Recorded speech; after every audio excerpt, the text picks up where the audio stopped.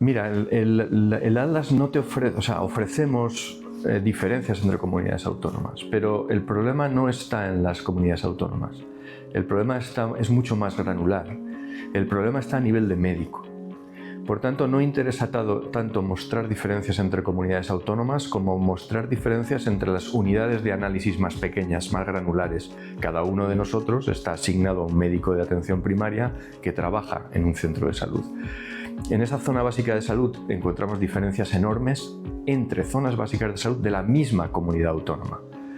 Es más la variación dentro de una comunidad autónoma que entre comunidades autónomas. El objetivo es detectar variaciones más granulares, variaciones que le permitan a quien toma decisiones cambiar cómo se están haciendo las cosas a ese nivel. Pues depende. En algunos casos las desigualdades que observamos han aumentado, las desigualdades en la prestación de algunos servicios han aumentado y no necesariamente relacionado con personas más vulnerables.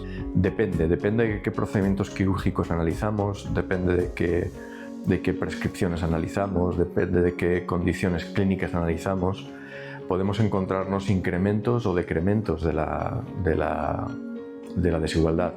No hay un patrón fijo que podamos señalar y que nos pudiera dar pistas sobre cómo reducir esa desigualdad. Por tanto, otra lección que hemos aprendido es no podemos hablar en general de desigualdades.